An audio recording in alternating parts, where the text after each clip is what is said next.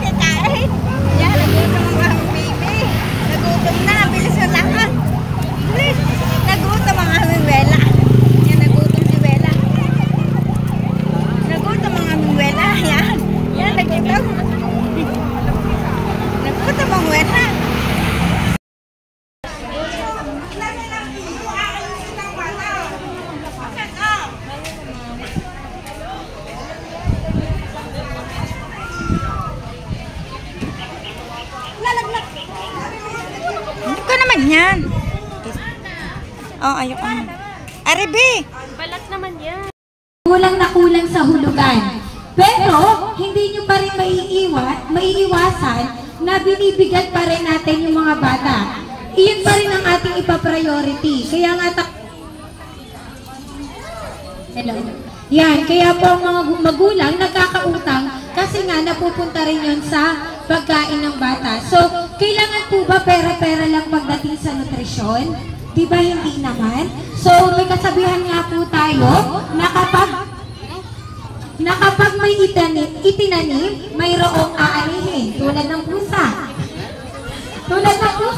Kaya ay may tinanim, siya ay may aanihin. Yan. So, hindi lamang po basta pera ang rason or magiging dahilan para kayo ay makapag-provide ng sariling pagkain para sa mga bata. So, napakalawak po ng bakuran. Kung sa sariling, pwede pong isa din ang mag-picture, isend na lang po sa GC. Para, minsan ang bata ay kung saan-saan na natingin.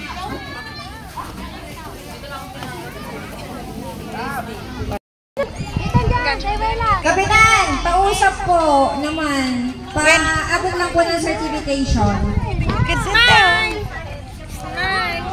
Certificate of participation awarded to Maria Gwyneth Yvonne Umani Baredo for active participation in Nutrition Month Celebration 2025.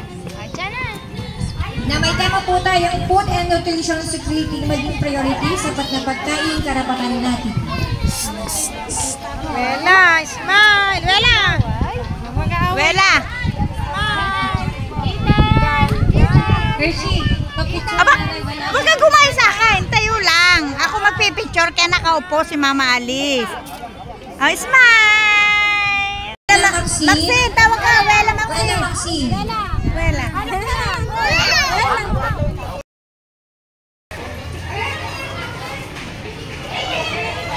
Kasi taw na ako. Alis dyan!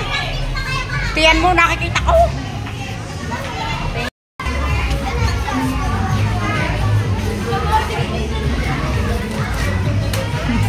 Kita ang picture. Excuse me!